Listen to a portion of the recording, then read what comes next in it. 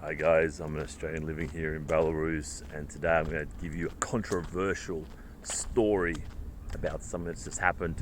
A bit of gossip, getting in the spirit of Belarusian gossip culture, right? And I talk about a Chinese man who was deported because of his excessive attempts at sex pestery. So let me take you through the story. I'm really getting hard up for content now, right? But this is kind of funny. So I noticed this dude around a bit, just I don't know, kind of podgy looking, maybe 30-something Chinese bloke.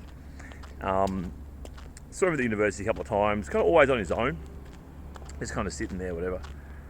And you just notice, and who cares, it's his life. Now I saw him in the dormitory, sitting both inside the dormitory and outside the dormitory. At weird times, like I might see him at 8 a.m. when I was leaving, and then like 11 p.m. when I was coming back, and he's still there.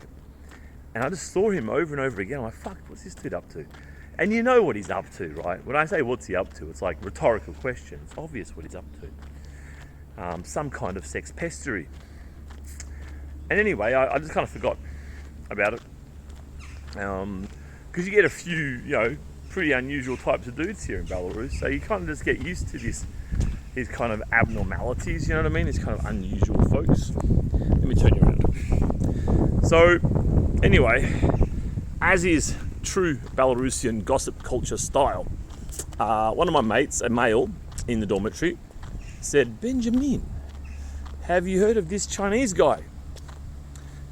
Something. And I'm like, no, well, yes. I mean, I saw him.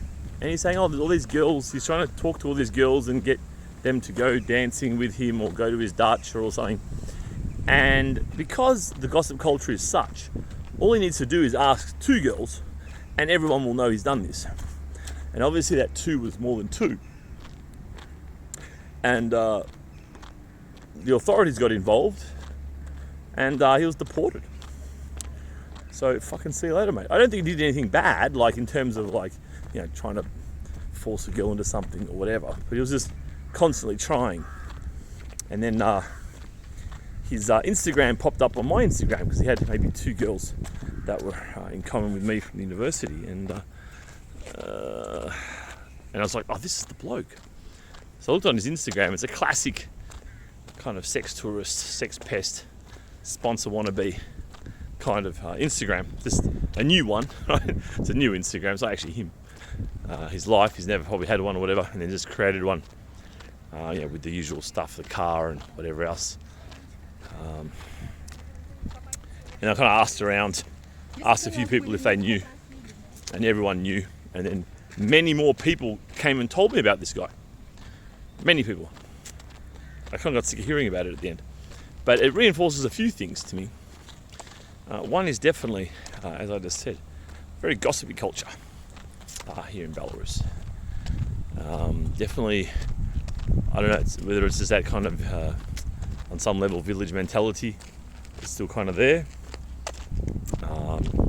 Whether it's a shaming strategy, I don't know exactly the roots of it, but it's quite strong, as I say. It's very strong. It's very strong. It's kind of gossipy culture. But it's also very handy, because if I want to know about somebody, you know what I mean? Like, just say someone, I don't know, approaches me to do something with them, or maybe some business venture or some whatever. I'd ask around. I know so many people here. I just ask around. Here's a photo, this guy or this girl. I'll have a full rundown on the person. It's actually a really effective way of getting to the character of people. It's actually really bloody handy, to be honest. And you'd be amazed at the detail that people know. So yeah, that heavy gossip culture. But anyway, I thought it was kind of interesting. This guy got kicked out. As I've said a few times, this country's fairly matriarchal. Although I actually don't know what this guy did. Maybe he did something quite bad. I mean, just talking to a girl walking past, or who sits on a couch near him or something. I mean, there's no harm in this, unless he's particularly fucking crazy. But yeah, I don't know exactly what he did. So maybe he did something bad. So I don't know. But obviously a pest, and sent back to China. And I've heard a few of these situations. happen. But this was an interesting one because I noticed the guy and knew something was going on. But as I say, I mean, you get a wide range of people here, mate.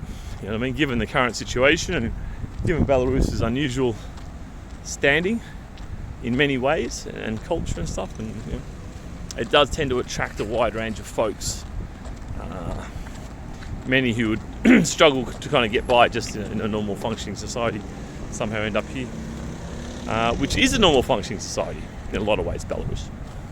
So I'm not sure why they do, but this is how it is. So I guess what I take from this, again, very gossipy culture. It's quite a somewhat matriarchal culture as well, probably you'd say, in general. And that's probably all I take from it, really. I feel like these anecdotes are really interesting because if you, look, a lot of guys just come here and they never really understand what the hell's going on. They try and look at it through a Western lens and judge it through a Western lens, and they're never really integrated enough to really ever understand what's going on here. So I feel like the way I've learned is just by seeing, watching and hearing so many anecdotes and being a part of sometimes so many anecdotes that you kind of just piece it together. What are the common themes? What's kind of normal? What happens a lot? And one thing definitely I've noticed is that people know about each other. All you got to do is, if you're interested in somebody, just say maybe it's a girl you're interested in, mate. You just get that Instagram. You scroll down who are the mutual followers. Message them, yo, bro, you know this girl? Tell me about her. Or just do a screenshot, ask around, you know this girl. People will know. It's fucking amazing. People know, man. It's like 6 degrees of separation in one city. That's kind of how it is in Minsk. So this is really quite handy, to be honest. I found it to be really, really handy. Although, of course, what comes with this as well is that your reputation lives and dies by these gossips, and people can create gossip to try and sabotage other people, right? This is kind of normal. Not normal, but I've heard it enough times, especially, you get kind of bitchy culture a bit and girls try and fuck each other up and whatever. You can kind of get this toxic femininity bizzo. I've heard of this going on to extraordinary lengths, to be honest. Although most people here are really very honest, I have to say, and very trustworthy. The core culture of Belarus is to be quite honest and trustworthy and stick by kind of what you say. There's certainly a pretty high level of integrity here amongst the population. But you get enough, like any country, enough riffraff, and you got to, I guess, the information you get is as reliable as who's it coming from, So anyway, it's just a bit of a story. I haven't been filming much lately. I've been preoccupied with other things, such as life. As a famous bank robber in Australia in the 19th century said, such is life. Ned Kelly. I just kind of remember that story randomly then, and I thought, that could be a different one to talk about. So there it is. And as I say, if you're trying to work this place out, every little anecdote like this just kind of helps you to piece it together and try to understand this kind of post-communist society that is beautiful Belarus. All right, guys, catch ya.